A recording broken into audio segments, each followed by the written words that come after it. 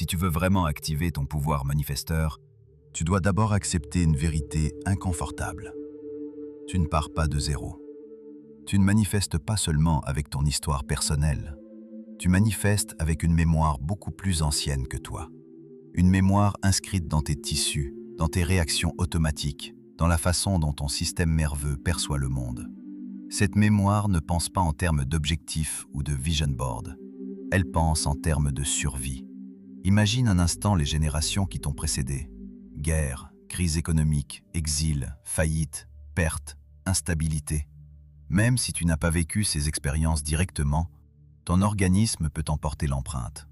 Des études en épigénétique transgénérationnelle ont montré que des traumatismes intenses peuvent laisser des marques biologiques mesurables chez les descendants. Ce ne sont pas seulement des souvenirs psychologiques qui se transmettent. Ce sont des réponses biologiques, des seuils d'alerte, des programmes de vigilance. L'une des recherches les plus citées concerne les enfants de survivants de la Seconde Guerre étudiés.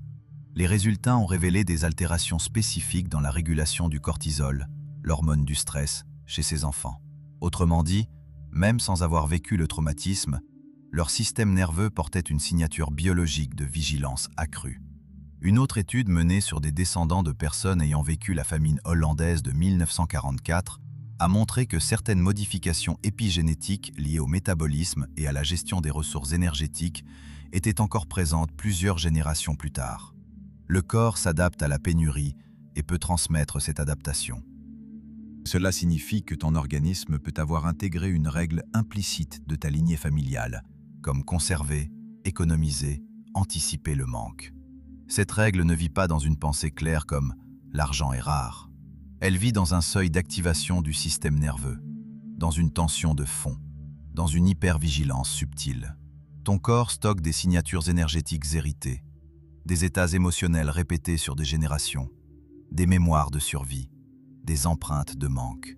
Et ces empreintes ne vivent pas dans ton mental. Elles vivent dans tes tissus, dans ton système nerveux, et s'expriment à travers ta biochimie. Le champ quantique ne répond pas à ce que tu penses occasionnellement.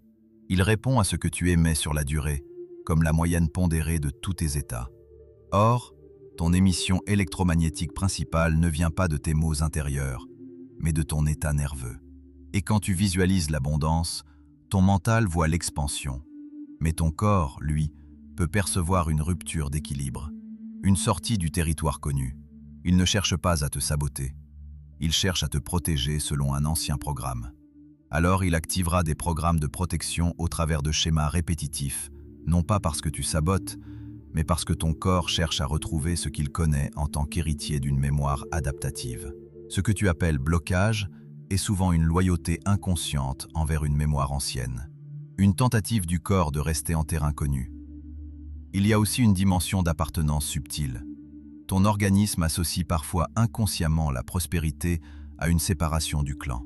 Si, dans ta lignée, la norme était la lutte ou la modestie, dépasser ce cadre peut être perçu comme une rupture de loyauté. Le corps privilégie l'inclusion. Il privilégie la sécurité relationnelle. Même si ton mental veut grandir, ton système peut ralentir pour préserver un sentiment d'appartenance invisible. Mais la génétique n'est pas une condamnation. L'activation ou la non-activation de cette expression génétique héritée dépend largement de l'environnement. On simplifie souvent l'épigénétique en disant que les émotions modifient les gènes. C'est vrai, mais incomplet. L'expression génétique est influencée par l'ensemble de ton environnement. Cela inclut tes états émotionnels, bien sûr, mais aussi les personnes que tu fréquentes régulièrement, la culture dans laquelle tu baignes, les croyances collectives que tu absorbes. Des recherches en neurosciences sociales montrent que notre système nerveux se synchronise avec celui des personnes que nous côtoyons. Par le phénomène de résonance neuronale et par l'action des neurones miroirs, nous intégrons inconsciemment les états dominants de notre cercle social. Si tu évolues dans un cercle où la lutte financière est normalisée, où la réussite est suspecte, où la stabilité est fragile, ton organisme enregistre ces signaux comme une norme biologique. L'épigénétique fonctionne un peu comme un tableau de bord adaptatif. Elle ne change pas la séquence de ton ADN, mais elle active ou désactive certains gènes en fonction du contexte. Si ton environnement relationnel envoie constamment des signaux de compétition, de rareté ou d'instabilité, ton corps peut maintenir activés des programmes de survie. Ces programmes influencent ton métabolisme, ton niveau d'énergie, ta tolérance au risque, ta créativité. Cela signifie que la manifestation n'est pas uniquement une affaire intérieure, elle est aussi systémique. Tu es un organisme en interaction permanente avec un champ collectif. Si ce champ collectif vibre la pénurie, ton système doit être consciemment régulé pour ne pas s'y conformer automatiquement. Et c'est là que le pouvoir revient entre tes mains. Parce que si l'environnement active certains gènes, un nouvel environnement peut en activer d'autres. En changeant la qualité des états que tu cultives, en choisissant des relations qui incarnent l'expansion, en t'exposant à des récits d'abondance intégrés, tu modifies progressivement ton expression biologique. Tu n'imposes rien, tu ajustes le contexte, et ton organisme s'adapte. Il y a un troisième niveau encore plus subtil.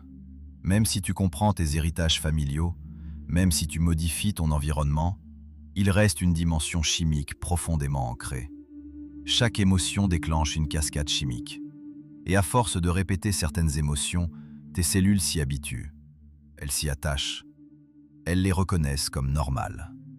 Si ton histoire personnelle ou familiale a été marquée par le manque, l'insécurité, la lutte, alors ton organisme peut littéralement être devenu dépendant de cette chimie du stress. Et sans le vouloir, tu recrées les circonstances qui entretiennent cet état. Chaque cellule possède des récepteurs sensibles aux émotions que tu vis le plus souvent. Chaque émotion que tu vis déclenche la libération de molécules spécifiques. Le stress libère du cortisol et de l'adrénaline. L'insécurité déclenche certaines cascades inflammatoires. À force de répétition, tes cellules développent davantage de récepteurs pour ces molécules. Elles s'y habituent, elles s'y attachent.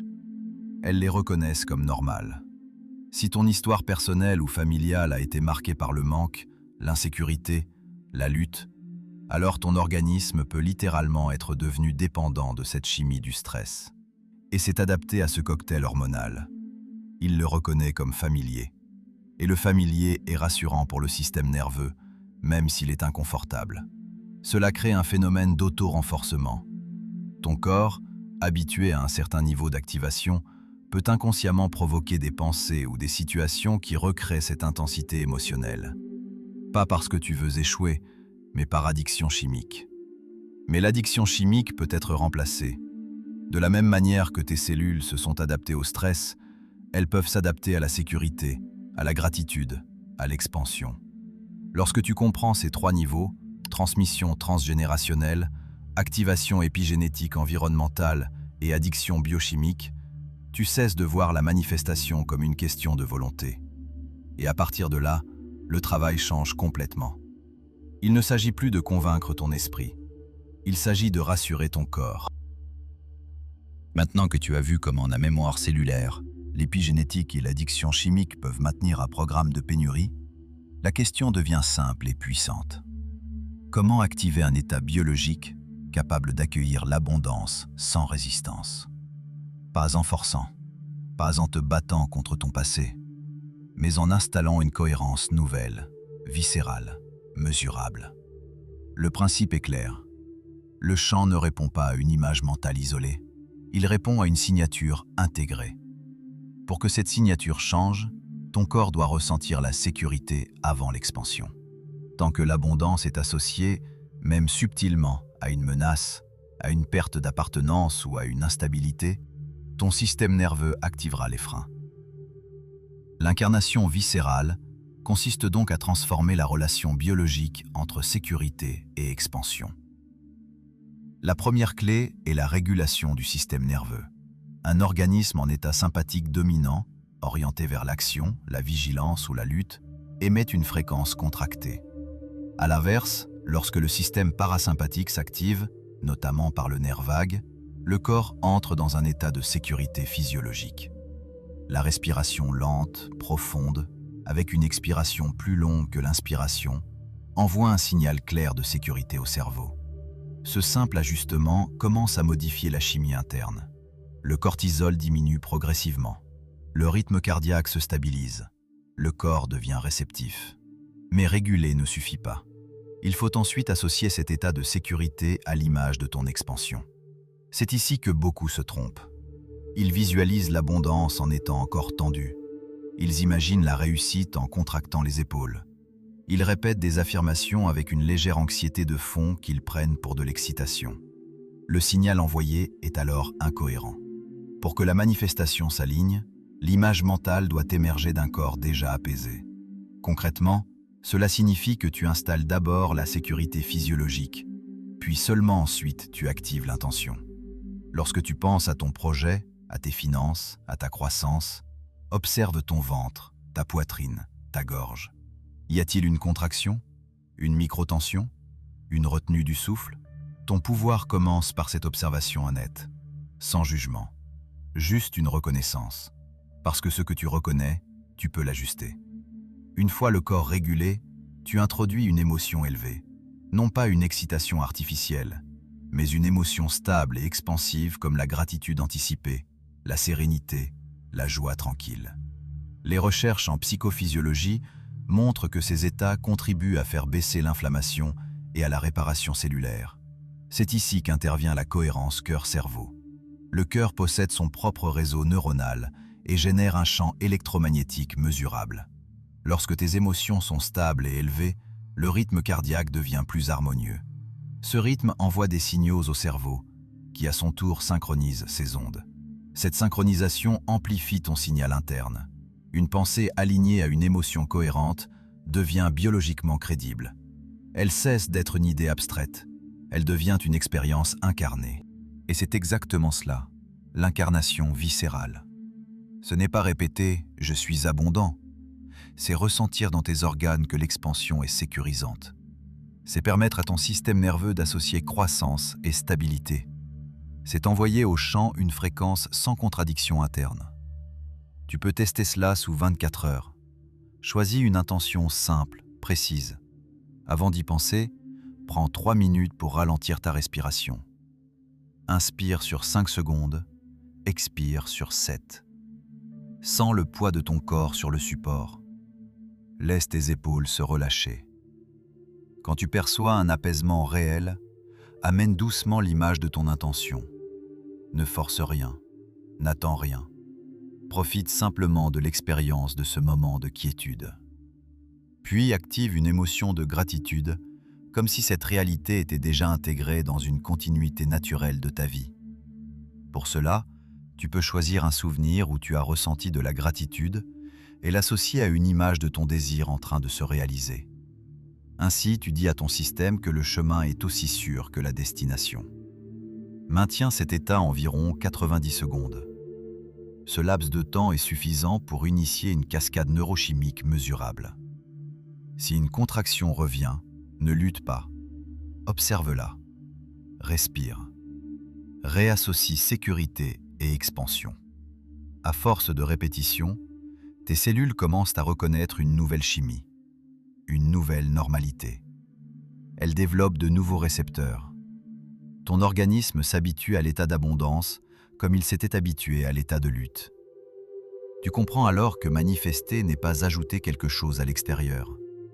C'est stabiliser une fréquence intérieure jusqu'à ce qu'elle devienne dominante.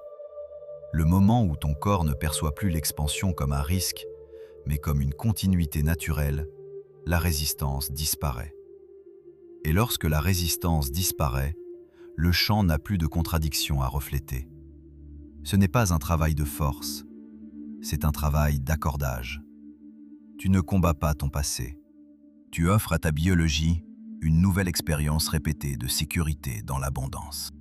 Et quand cette expérience devient familière, la réalité commence à se plier différemment autour de toi, non par magie, mais par cohérence. Merci de m'avoir écouté.